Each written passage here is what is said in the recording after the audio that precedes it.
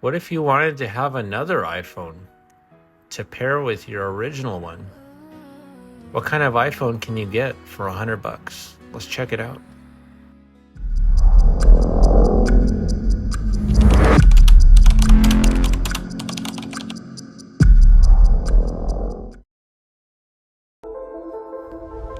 So here it is, the iPhone 8 Plus, and some would argue, if you've been around Apple products for years, the iPhone 8 Plus was kind of the last good iPhone before they went to full touchscreen, and because it has a physical touch button. And if you missed the last video, check it out. It's in the description, where I decided I was not going to upgrade my iPhone 14 to a 16. Instead, I was going to add a secondary phone to use for cameras, top-down shots, to kind of lighten the load on my iPhone 14, because I'm doing so much with it. Every video that you see on the channel was recorded and edited with my iPhone 14, and it's really wearing it out. So I need another phone just to capture pictures and things like that without burdening my main iPhone.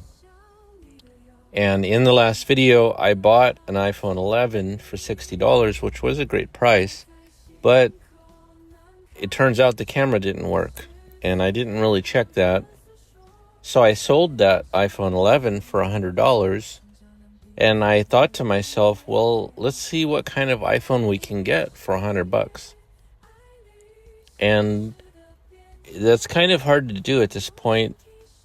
I wanted to get a refurbished iPhone, so I went on Amazon, and pretty much everything modern was in the 150 plus range. But I found this iPhone 8 Plus in a deal for under $100. But first, I want to show you quickly the difference in quality of the video. So we're going to do iPhone 14 video here.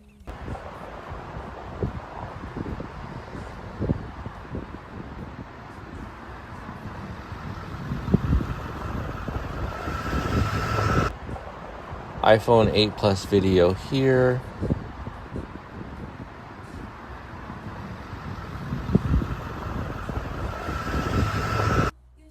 And then the pictures, so iPhone 14 picture,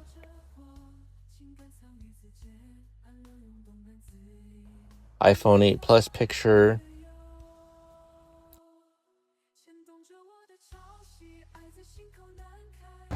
and then cinematic mode, which the iPhone 8 Plus doesn't have. I use that a lot on my iPhone 14, and that looks nice. And then show you kind of what other options are available.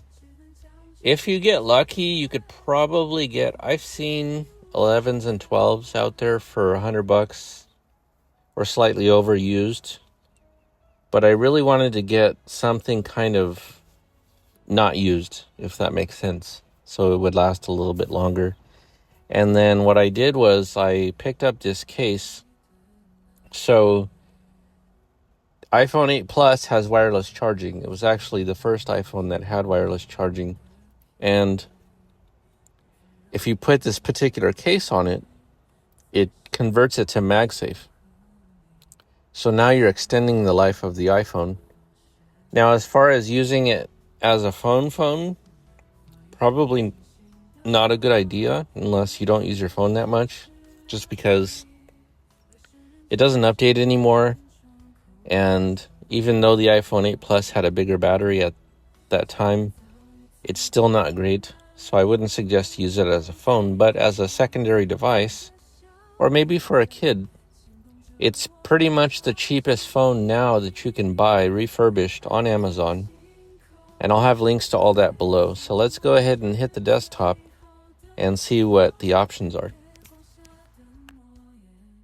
Okay, so let's look at the actual cost of an iPhone 8 Plus.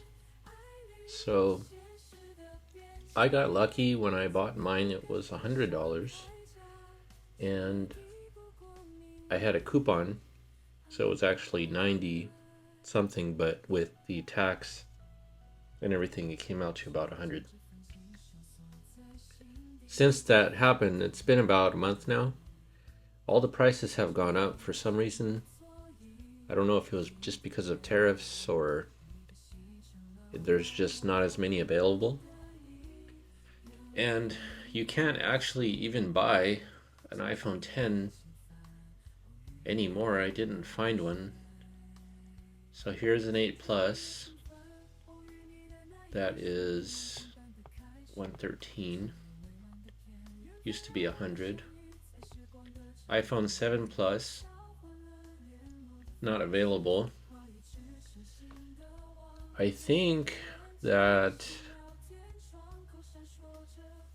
an iPhone 8 would work too, but pretty much only if you were just leaving it hooked up permanently.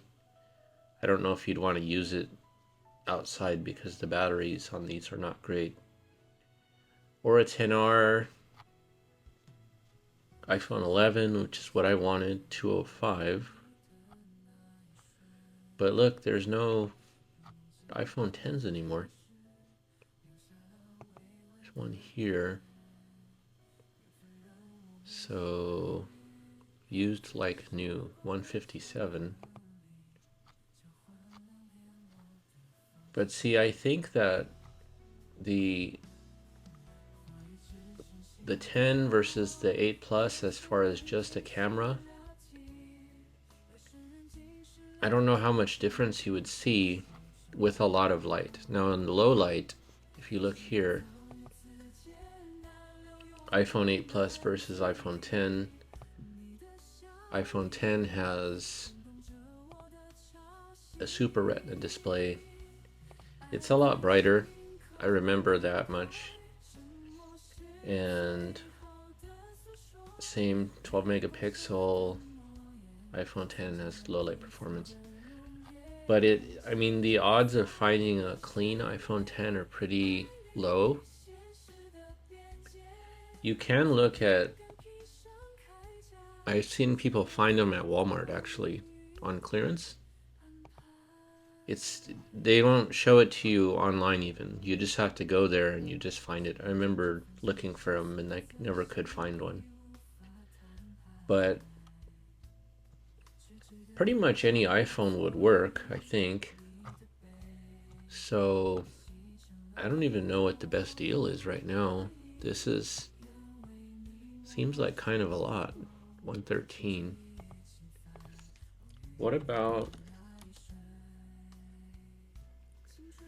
let's see, Android smartphone. And then we'll go to $100. Let's say here.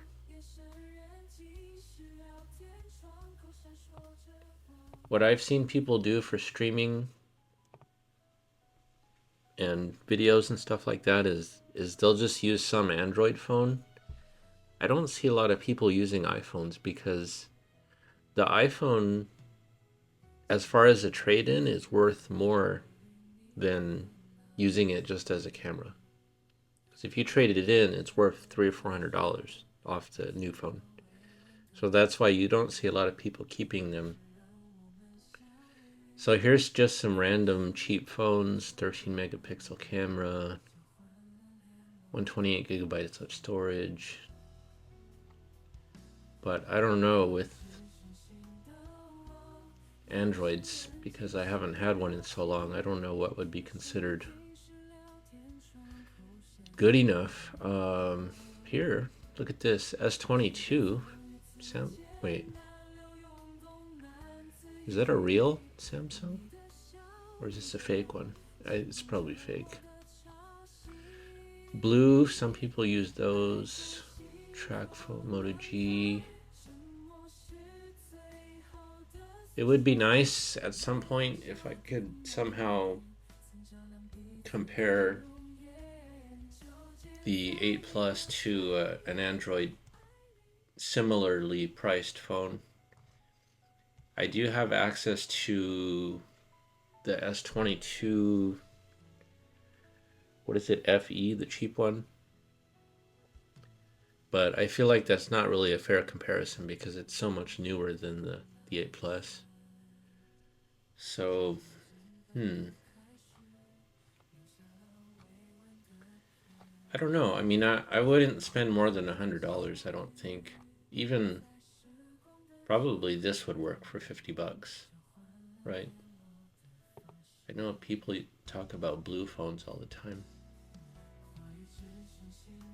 If it's being used as a top-down camera, your focus could be fixed, right? You can just hard lock the focus. You don't have to worry about it zooming in and out.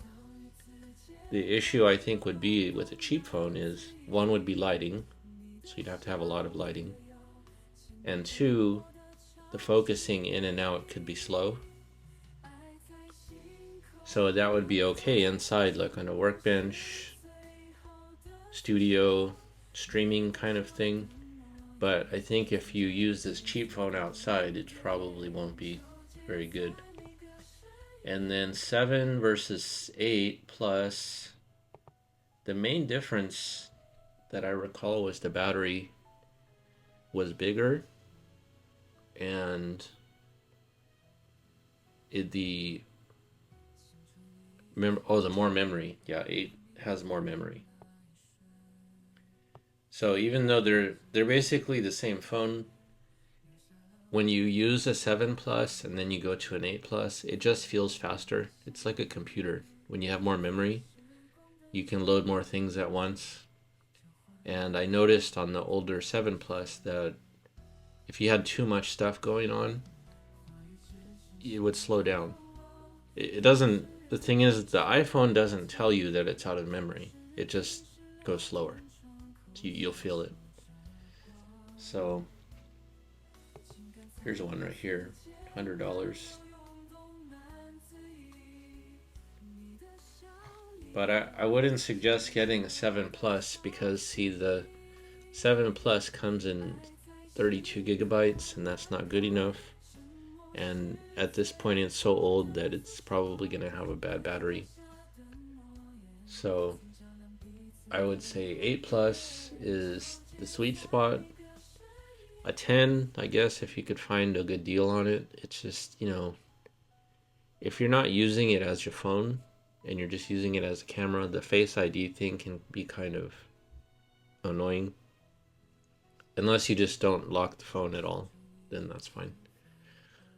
So, yeah, tell me what you think. Does anybody use a iPhone as a camera, but not as a phone, for streaming or for making videos?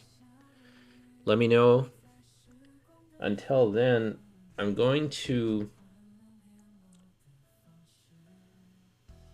What I'm going to do is try to use the 8 Plus as the camera. If it's noticeably bad, then I'll just get something else. I would much rather have an iPhone 11 just because it's smaller and it's easier to handle. But until then, we'll be rocking the 8 Plus. So we'll see you soon, and see you on the next one. I get up, I get down.